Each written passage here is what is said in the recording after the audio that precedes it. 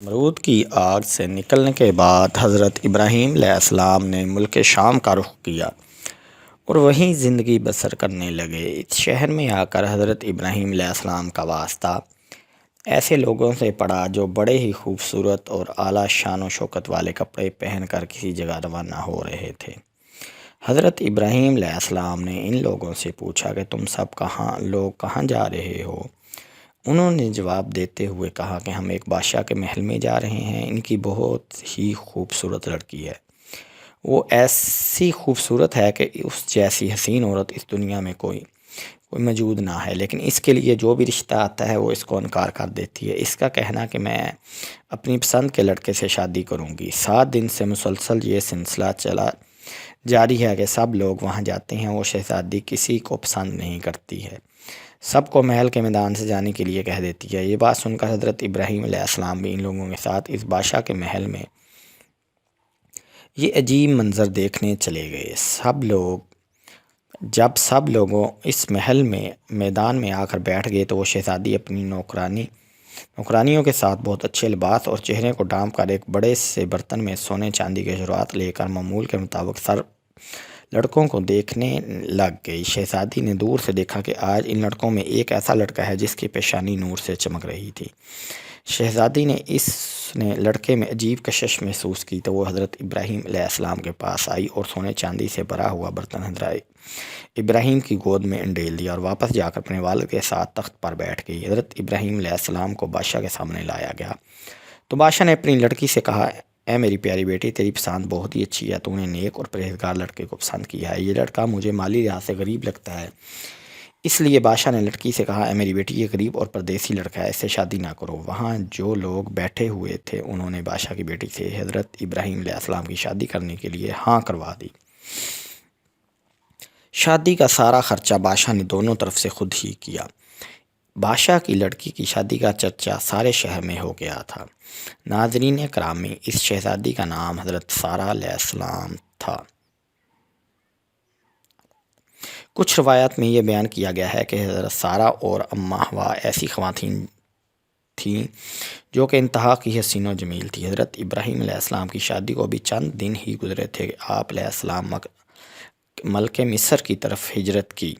مصر میں اس وقت قبطیوں کی حکومت تھی اور یاد رہے کہ قبطیوں کے ہر بادشاہ کو فرعون کے لقب سے پکارا جاتا تھا۔ کچھ لوگ سمجھتے ہیں کہ فرعون خاص اس بادشاہ کا نام تھا جو حضرت موسیٰ علیہ السلام کے زمانے میں تھا، جبکہ فرعون کسی بھی بادشاہ کا نام تاریخ میں نہیں رہا۔ فرعون ایک لقب ہے جو کہ قبطیوں کے تمام بادشاہوں کے لیے بولا جاتا ہے۔ اس وقت عمر بن امرتی القیس وہاں کا فرعون بادشاہ تھا۔ سفر پر جاتے ہوئے لوگوں نے حضرت ابراہیم علیہ السلام کو کہا، اے ابراہیم علیہ السلام، اپنی بیوی کو ساتھ لے کر نہ جاؤ۔ مصر کا بادشاہ عورتوں کا بے حد شوقین ہے، وہ عورتوں کو اپنی ہوس کا شکار بنا لیتا ہے۔ اس نے خوبصورت لڑکیاں اپنے سامنے پیش کرنے کے لیے آدمی رکھے ہوئے ہیں جو شہر سے لڑکیاں اس کے پاس لے کر جاتے ہیں۔ وہ لڑکیوں کے ساتھ اپنی ہوس پوری کر کے ان لڑکیوں کو بے پناہ دولت دے دیتا ہے۔ جب بھی کوئی نیا مسافر کسی عورت کے ساتھ مصر میں داخل ہوتا ہے تو اس مصر کے فرعون کے فوجی اس عورت کو گرفتار کر کے سب سے پہلے بادشاہ کے پاس لے جاتے ہیں اور وہ فرعون اس عورت کو کچھ راتیں اپنے پاس رکھ کر پھر چھوڑ دیتا ہے۔ ناظرین کرامی، یہ یاد رہے کہ فرعون کے تمام بادشاہوں کو فرعون کے لقب سے پکارا جاتا ہے۔ لوگوں کی بات سن کر حضرت ابراہیم علیہ السلام کے دل میں یہ بات آئی کہ میں تو کافی بوڑھا ہو گیا ہوں اور سارا بے حد حسین و جمیل ہے، ایسا نہ ہو کہ یہ لوگ کہہ رہے ہیں وہ سچ نہ ہو جائے۔ اس ڈر سے حضرت ابراہیم علیہ السلام نے ایک بڑا سا صندوق لیا، اس میں اپنی بیوی کو بند کر کے صندوق کو تالا لگا کر ایک اونٹ کے اوپر رکھ دیا۔ جب حضرت ابراہیم علیہ السلام قافلے والوں کے ساتھ شہر میں پہنچ گئے تو شہر والے نے صندوق کو کھولنے کی کوشش کی۔ حضرت ابراہیم علیہ السلام نے شہر کے لوگوں کو صندوق نہ کھولنے کے لیے کہا اور فرمایا کہ تم اس صندوق کو مت کھولو، اگر تم اس کے بدلے سونا چاندی بھی وصول کرنی ہے تو میں وہ بھی دینے کو تیار ہوں۔ جب شہر کے لوگوں نے حضرت ابراہیم علیہ السلام کی یہ بات سنی تو ان کے دل میں یہ بات آئی کہ اس صندوق میں ایسی کیا چیز ہے جس کے بدلے میں یہ آدمی ہم کو سونا چاندی دینے کے لیے تیار ہو رہا ہے۔ انہوں نے کہا، ہم اس صندوق کو ضرور چیک کر ہی جانا چاہتے ہیں کہ اس میں کیا ہے۔ شہر کے لوگوں نے ضد کرتے ہوئے صندوق کو کھول دیا تو انہوں نے دیکھا کہ حسین و جمیل عورت اس صندوق میں بند کی ہوئی ہے۔ انہوں نے کبھی اتنی حسین و جمیل عورت نہ دیکھی تھی۔ انہوں نے حضرت ابراہیم علیہ السلام اور حضرت سارہ کو لیا اور فرعون بادشاہ کے سامنے پیش کر دیا۔ جب بادشاہ کی نظر سارہ پر پڑی تو بادشاہ نے حضرت ابراہیم علیہ السلام سے دریافت کیا کہ یہ عورت آپ کیا ہے؟ حضرت ابراہیم علیہ السلام جواب دیتے ہوئے فرمایا یہ میری بہن ہے۔ حضرت ابراہیم علیہ السلام کا جواب سنتے ہی مصر کے بادشاہ نے کہا تم اپنی بہن مجھ کو دے دو۔ حضرت ابراہیم علیہ السلام نے کہا وہ خود جو فیصلہ کر لے وہ مجھے منظور ہے۔ سارہ نے کہا میں پناہ مانگتی ہوں اللہ تعالیٰ سے۔ بادشاہ حضرت سارہ علیہ السلام کے حسن کے بارے میں اپنے کرندوں سے آگاہ ہو چکا تھا۔ اس کی نیت جو پہلے ہی خراب تھی وہ اب اس کا ارادہ اور زیادہ برا ہو گیا۔ اب اس نے حکم دیا کہ اس لڑکی کو نہا دہا کر لباس فاخرہ پہنا کر میری خلوت گاہ لے آؤ۔ ملعون کے حکم کی تعمیر کی گئی۔ جب حضرت سارہ کو تیار کر کے فرعون کی خلوت گاہ میں پہنچا دیا گیا تو آپ وہاں پر اللہ کے حضور عبادت میں مصروف ہو گئی۔ چنانچہ فرعون خلوت گاہ پہنچا، حضرت بی بی سارہ سلام علیہ کی عبادت ختم ہونے کا انتظار کرنے لگا۔ حدیث پاک کے الفاظ ہیں کہ حضرت بی بی سارہ سلام علیہ نے اللہ پاک سے یوں دعا کی، اے اللہ اگر میں تجھ پر اور تیرے رسول ابراہیم علیہ السلام پر ایمان رکھتی ہوں اور اگر میں نے اپنے شوہر کے سوا اپنی شرمگاہ کی حفاظت کی ہے تو تم مجھ پر ایک کافر کو مسلط نہ کر۔ روایت میں اس طرح بیان کیا گیا ہے کہ اللہ تعالیٰ نے اسی وقت حضرت جبرائیل علیہ السلام کو بھیجا اور فرمایا کہ حضرت ابراہیم علیہ السلام کی آنکھوں سے پردہ ہٹا دو تاکہ وہ اپنی عورت کو دیکھ سکے۔ بادشاہ مصر اور سارہ جو بات چیت کریں وہ حضرت ابراہیم علیہ السلام خود دیکھیں اور سن سکیں۔ فرعون مصر حضرت سارہ علیہ السلام کو اپنی طرف مائل کرنے کی کوشش کرتا رہا پر وہ ہر بار ناکام ٹھہرا۔ پھر اس نے سارہ بی بی کے ساتھ زبردستی کرنا چاہی تو اللہ تعالیٰ کی طرف سے زمین پھٹ گئی۔ بادشاہ مصر اپنے زانوں تک زمین کے اندر گھس گیا۔ جب اس کا کوئی چارہ نہ چلا تو اس نے سارہ بی بی کو کہا کہ یہ عورت جادوگر ہے۔ حضرت سارہ نے جواب دیتے ہوئے کہا بدقسمت بادشاہ میں جادوگر نہیں ہوں، میرا خامد حضرت ابراہیم علیہ السلام اللہ تعالیٰ کا بہت اچھا دوست ہے۔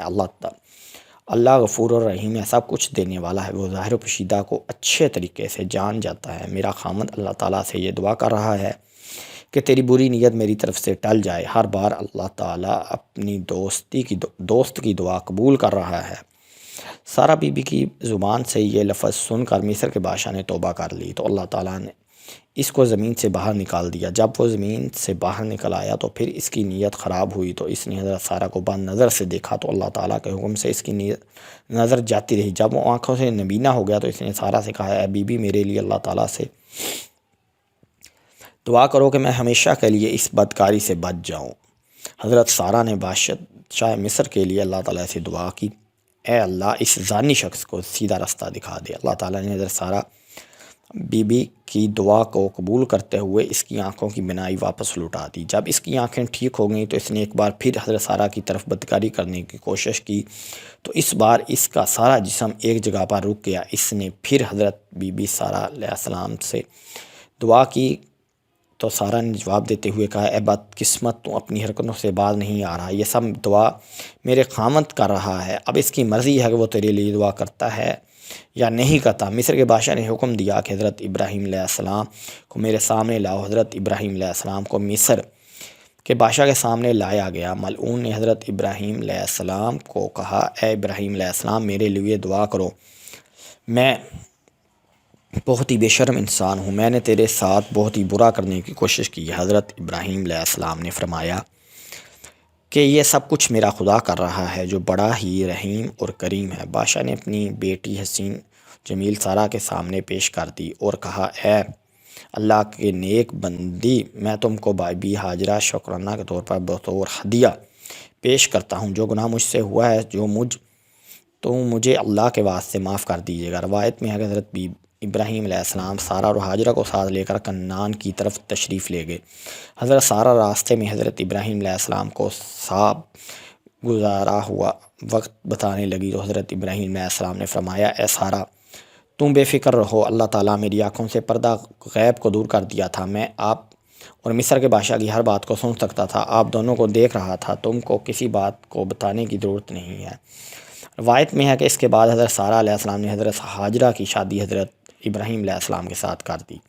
مصر سے آئے ہوئے 10 سال گزر گئے تھے کہ اللہ تعالیٰ نے حضرت سارہ اور حضرت ابراہیم علیہ السلام کو ابھی تک اولاد کی نعمت سے مالا مال نہیں کیا تھا، یہاں تک کہ اللہ تعالیٰ نے حضرت ابراہیم علیہ السلام کو اولاد عطا کرنے کا وعدہ کیا ہوا تھا۔ حضرت سارہ علیہ السلام نے حضرت ابراہیم علیہ السلام کو کہا، ابراہیم علیہ السلام مجھ کو کوئی امید نظر نہیں آتی ہے، اللہ تعالیٰ مجھ کو اولاد دے گا۔ روایت میں ہے کہ حضرت ابراہیم علیہ السلام کی ہاجرہ کے ساتھ شادی کے 1 سال بعد ہی اللہ تعالیٰ نے حضرت ہاجرہ علیہ السلام کے بطن سے حضرت اسماعیل علیہ السلام کو پیدا کیا۔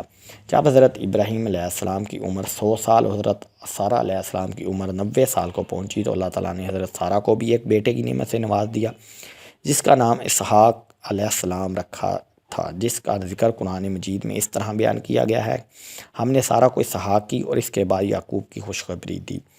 سارہ نے کہا، اوہ اے میرے خدا، میرے گھر بچہ ہوگا، میں اور میرا شوہر تو بوڑھے ہو چکے ہیں، یہ تو بڑی عجیب بات ہے۔ انہوں نے کہا، تم اللہ کی قدرت کو تعجب کرتی ہو، اے اہل بیت، تم پر اس کی برکتیں اور رحمتیں ہیں۔ روایت میں ہے کہ جب حضرت اسحاق کی ولادت ہوئی تو حضرت اسماعیل علیہ السلام کی عمر تقریباً 13 یا 14 سال کی ہوگی۔ کچھ روایات میں حضرت ابراہیم علیہ السلام کی ان شادیوں کے علاوہ 2 اور شادیوں کا ذکر بھی کیا جاتا ہے۔ حضرت ابراہیم علیہ السلام کی 4 بیویاں تھیں۔ روایت میں ہے کہ حضرت سارہ کا جب وصال ہو گیا تو حضرت ابراہیم علیہ السلام نے تیسری شادی کر لی تھی۔ تیسری بیوی کا نام کنتورا تھا۔ اس بیوی سے حضرت ابراہیم علیہ السلام کو اللہ تعالیٰ نے 6 لڑکوں سے نوازا تھا۔ اس کے بعد حضرت ابراہیم علیہ السلام کے نکاح میں ایک عورت بھی آئی تھی، اس کا نام ہجورہ تھا۔ روایت میں ہے کہ اس عورت کے بدن سے اللہ تعالیٰ نے حضرت ابراہیم علیہ السلام کو 7 بیٹوں کی خوشی سے مالا مال کیا تھا۔